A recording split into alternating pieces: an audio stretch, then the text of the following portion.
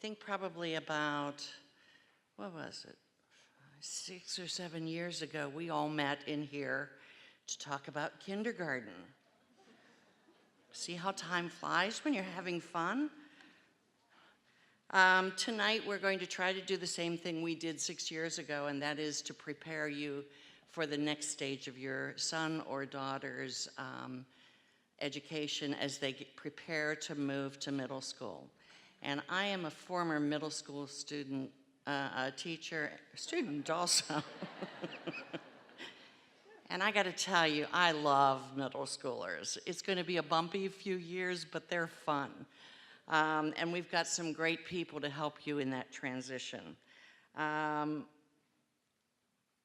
So to begin, Dr. Murphy, our superintendent, is at a Virginia School Superintendents Association meeting tonight and could not join us.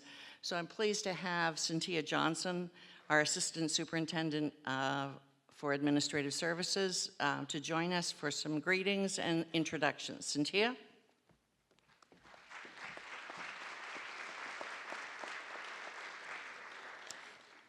Thank you, Linda. And I'll start by saying good evening. I hope everyone has had a really good day, and it's a pleasure to see everyone here this evening.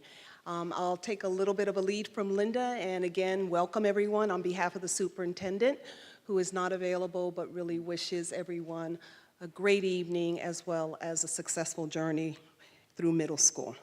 So, it is indeed a great honor and a pleasure to introduce my colleagues and the phenomenal middle school principals, and who are here tonight, and all of them very, very passionate about education and about student success. When I call each of their names, I'd like them to stand, and I'd like you to see who is here with them as part of their team, because it takes a team, it takes a village. And you will see that their assistant principals, director of counseling services, counselors, and other staff members are here. And we're very happy to have them this evening as well. Middle school is a lot about personal connections and the journey of developing into finding out who you are. And so I like to share personal information about the principals at middle school, so I'll share a little bit of that along the way as well. So I'd like to start with Dr. Lori Wiggins.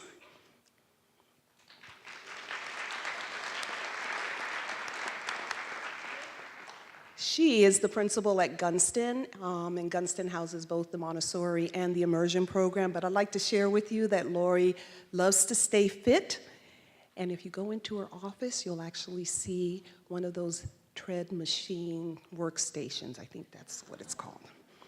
And she's an avid reader as well. They're helping me out, my apologies. I'd like to now introduce you to Dr. Casey Robinson, the principal at HB Woodlawn.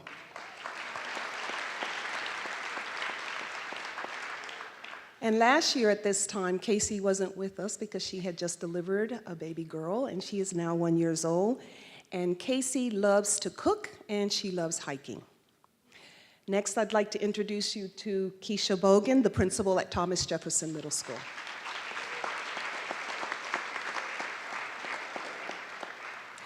And Keisha loves to decorate, and they actually say that TJ is like HGTV during the summer months. So she enjoys decorating, and actually she has spent her entire career in middle school. Next, I'd like to introduce you to Ellen Smith. She is the principal of the new middle school. And Ellen is an avid reader, and that's what she enjoys doing for her leisure time. But she also shared with me that right now she's keeping up with her 2 children who are presently in college. So the journey continues after middle school, then high school, then college. I'd like to introduce you to David McBride. He is the principal at Kenmore Middle School. And David enjoys playing the guitar, and he actually performs with a group that is named Liz Taylor and the Husbands. And they are part they are a group that is formed and made up of APS staff, which I think is pretty special. Next, I'd like to introduce you to Renee Harbour. She is the principal at Swanson.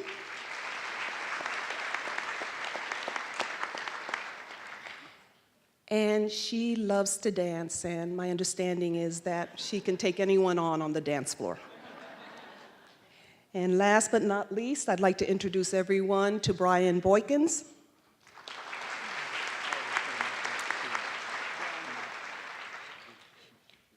He is the principal at Williamsburg Middle School, and he loves to cook.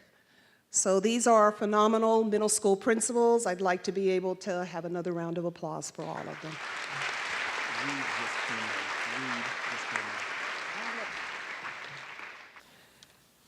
APS recently adopted a new 6-year strategic plan based on staff and community involvement to identify focus areas for school system improvement. It is important to note that a committee that was comprised of parents and students developed this strategic plan, and it's designed to guide the direction of the school system in the coming years. It's on our website and something that may be very beneficial to become familiar with. Each year, the school board and the public receive reports on the progress made within each strategic plan goal area during the preceding year. And then we have the opportunity for modifications to the strategic plan as warranted. So I encourage each of you to read the full strategic plan and to learn more about how it guides and affects the education of your student as they receive their education here in APS. The full strategic plan is available on the APS website, so as you are receiving information about middle school, please take a moment to read the new strategic plan.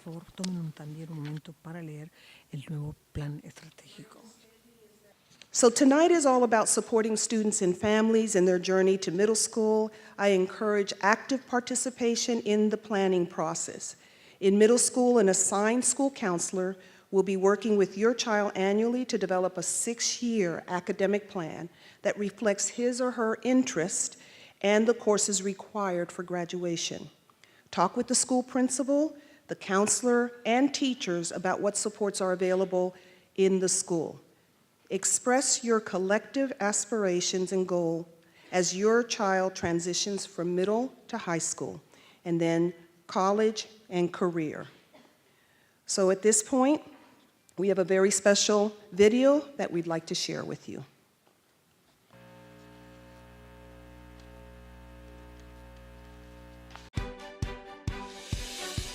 The academic decisions students make today will have a direct impact in their high school, college, and career experiences. Here in Arlington Public Schools, we begin with the end in mind by setting goals and high expectations so our students develop the foundational skills needed to tackle the rigorous middle and high school courses coming ahead. Our administrators, faculty, and staff are here to help families and students experience a smooth transition from elementary to middle school. This whole purpose of transition is to make sure that the stress level goes down so that the academics can flourish. And for me, that transition starts to happen in 5th grade. The biggest deal is being active and involved in your child's academic career, keeping an eye on that stress and helping kids to strategize what they can do to alleviate that stress. We are purposeful and deliberate to make sure that those experiences, not only for parents and for kids, answer again the burning questions that they have, and they get just the right information for the next step that they need to take. Developing and sustaining positive social relationships with peers and adults will in turn drive success for students. Arlington Public Schools nurtures students' intellectual, personal, social, and emotional well-being with services to enable students' full potential. We promote the development of internal and external assets in students through dynamic partnerships between parents and schools, as well as comprehensive physical, mental health, and wellness services. Today, we get a chance to talk about your future. We're going to take all that information and we're going to put it on one of these forms. It's an academic planning form. The academic planning discussions that we have with our students at its core is really all about getting them actively, constructively involved.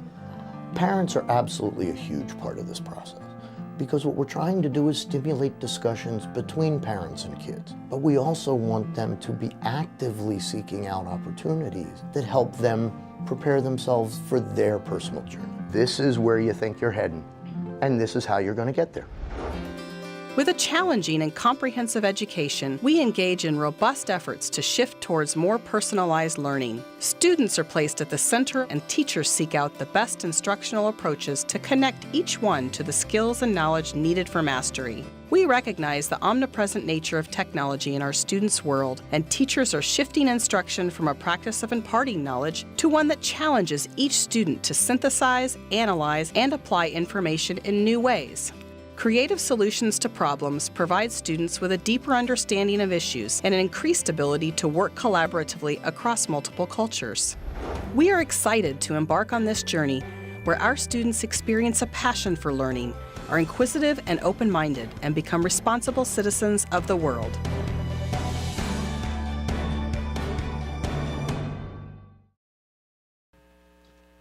Okay, good evening, everyone. My name is Tyrone Bird. I'm the Director of Secondary Education, proud graduate of Arlington Public Schools, Yorktown High School, 1986. All right. I hope everybody's excited about being here this evening and have gotten over their malaise over the Redskins' victory last night. I have yet to do so, but I'm working on it. So this is an exciting time in your students' lives, and it's an exciting time for us. As Ms. Johnson said earlier, our middle school principals and teachers and counselors are all educators who have chosen to work with middle school students. They have wonderful attitudes, and they look so forward to every day in engaging your special students, because this is a very special time in a person's life, if you can recall your days at middle school. So we've got the right staff for you, so we're very fortunate in that regard. The process about developing your secondary schedule is going to begin while you're in elementary school. So after winter break, your elementary school counselor is going to begin your transition to middle school meetings. They'll pull students in and have conversations with them about the courses that will be available to them once they reach middle school.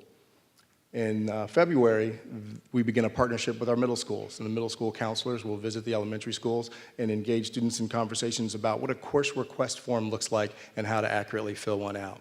That begins in February. Then in spring, rising sixth graders are going to be responsible for turning in their course request forms. You'll have great opportunities to be a partner in that conversation and help them make choices. And then in April, middle schools will begin their orientations, so you'll have a chance to go visit your new middle school. Ms. Smith and her school has an awesome opportunity. They'll be picking out their new colors, their new motto, or new mascot, all that good stuff. I suggest blue and white, and maybe you guys could just call yourselves the Yankees. Just go for that. There we go. Spattering of applause, a little golf applause tonight. Okay, choosing your path, the scope and sequence. This is, I think, the exciting part for elementary school students, that they get a chance to visit multiple classes during a school day, engage multiple adults, develop partnerships with them, develop relationships with them, and additional students as well. So not just one class with one set of students and one educator, but many classes and many different students. In the sixth grade, students will take core classes in English, reading, math, science, social studies, and health and physical education. They'll also get a chance to take electives in band, orchestra, chorus, math strategies, and Spanish. In addition to that, they'll participate in what's called the exploratory wheel. Every school has its own approach to that, and you'll get a chance to visit with that later this evening. But the exploratory wheel gives students an opportunity to delve into the various elective opportunities or options that they have as they matriculate through middle school.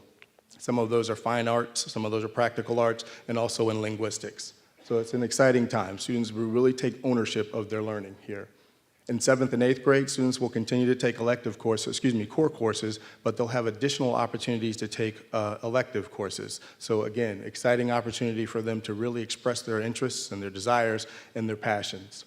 In addition to that, in 7th and 8th grade, students can start to compete for high school credit in mathematics through Algebra 1 or geometry, and CTE, or career and technical education, through robotics, and also in world languages.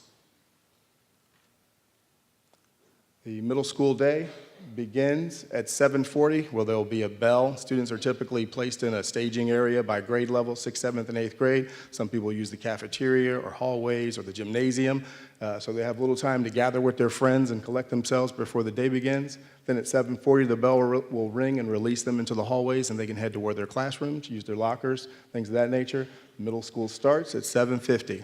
The school day ends at 2:24 when students are released. Some of them go straight home, but many of them stay after and participate in Act 2, another course, or they participate in extracurricular activities. I'm very proud to say that Arlington's one of the last school systems around that offers extracurricular sports after school. Boys and girls soccer, boys and girls tennis, boys and girls basketball, wrestling, track and field, tennis. All of those events or sports are available for our students so they can express themselves outside of the classrooms as well. So we're very excited about that. Aspire to Excellence is an academic planning initiative that we use so that we can actively engage families from the time their children are in preschool all the way through 12th grade. Gives you a roadmap as you prepare what you think your student might be interested in doing after graduation.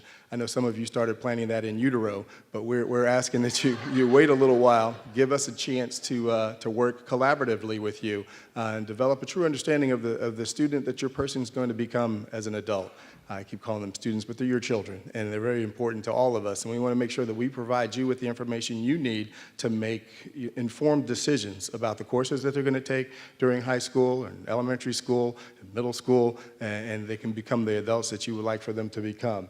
Also, within this resource, you'll find information about what a standard credit is, what a verified credit is, how many credits you need for a standard diploma, or how many credits you need for an advanced studies diploma, what those terms even mean. We could talk all night, but I think we got to get to our sessions. But please visit this website, apsva.us/academic planning, to visit Aspire to Excellence to learn all you'll need to know about your student as they matriculate through high school.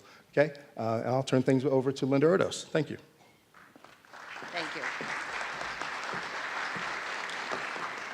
Thank you, Ty. This is the first time I've ever had to say this. There are now 6 neighborhood middle school zones in Arlington Public Schools. As many of you know, unless you've just been totally tuned out or you're brand new to the community, we've been growing pretty dramatically over the last, I would say, 8 to 9 years. And so the board authorized and the community authorized funding for a new building on the former Wilson site. That's where H.B. Woodlawn and the Stratford programs will be moving. And the building that H.B. Woodlawn is currently in is being expanded and upgraded, and that will become, and eventually we will not call it the new middle school at that site. They have a naming committee working right now, and it will have a name later this winter. But we're very excited about that, to have an opportunity to expand and really accommodate our students. If you are not sure which neighborhood boundary zone you live in or your student will be attending, we have staff in the hallway this evening that can assist you with your address, but I think most of you have received letters. So the question is, can I transfer? And the answer is maybe. At this point, we need to see how enrollment looks for the 2019-2020 school year. So you can go online to apply for a neighborhood transfer that may be available for all middle schools, and you can apply now to request a transfer. In January, every year, we take a look at current enrollment, what's happened in the community and projections, and we redo the projections. Based on those projections, which we'll get around January the 9th or 10th, then we'll be able to say yes or no for each of the middle schools. So we will be sending out a school talk to 5th grade families that says, you know, Swanson, yes or no, Williamsburg, yes or no, and the number of slots that might be available if you're interested in a transfer. And those transfers will be based on the 2019-2020 projections as well as the school capacity. So that's one piece of the process for it, and that can all be done online. The second piece that we have are our option schools, and for middle school we have 3 option schools. There's the H.B. Woodlawn program, which goes through grades 6 through 12. Gunston has our Spanish immersion, and it also has our Montessori middle years programs. Now, I will say this, H.B. Woodlawn, if you're interested in that, you will need to apply, and I'll get to that in a minute. If your student is already in immersion, or if your student's already in Montessori, you don't need to apply for that. Later in the spring, as Ty mentioned, your child's going to do course selection, and if they indicate that they want to stay with Montessori, or if they indicate in that course selection that they're going to stay with immersion, then they will automatically be transferred into Gunston. That's an automatic, there's no wait list or anything for that. That's part of the program. So only people who would have to apply for Gunston or Montessori are people who are new to Arlington Public Schools and have the experience that's required for those programs.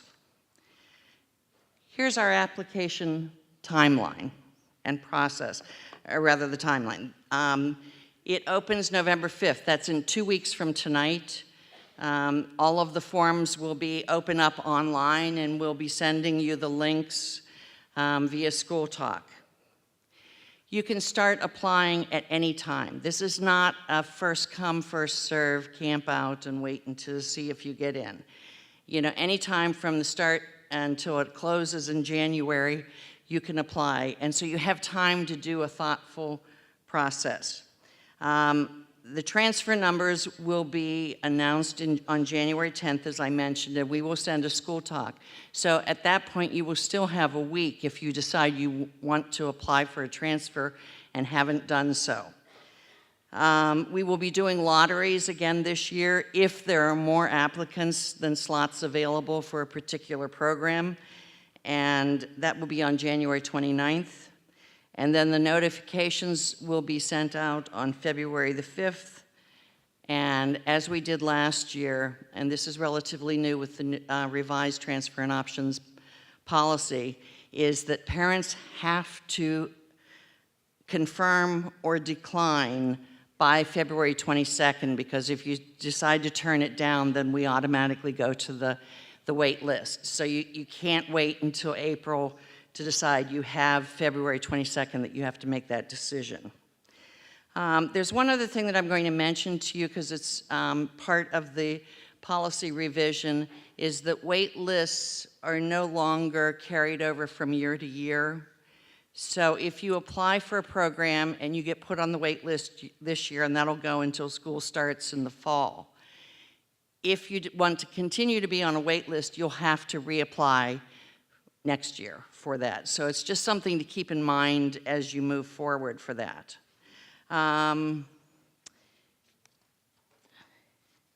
Options and transfers. This year we have a new online application portal, and you will get the link when you get the School Talk. You have to create a family account for the online portal. And to create an account, you need one of two things. You need a phone number, or you need an email address. And once you set up your account, then you can go in and apply for a transfer, or you can apply for an option, or you can do both for your child. And once you have a family account, you can use that family account for other children in the family once it's set up. And when you're setting it up and doing your applications, you can select whether you want to receive your notification by text message. So the phone number you use needs to be able to get text messages, or if you want to receive it by email, and or if you want to receive it both ways. And then you'll also be able to check on the online portal what your status is on the wait list. So you don't have to call each time after every 2 or 3 months. You can just go onto the portal, check for your wait list number, so that you sort of know where you are in the crowd. So we've tried to simplify that a little bit as well. So our timeline to apply for a transfer option, if you're interested, is November 5th to January 18th. In addition to tonight, and tonight all of the middle schools are going to offer 2 short information sessions. But we really encourage you to go to the school. They generally spend longer, and you can see the facility and talk to more of the staff on site.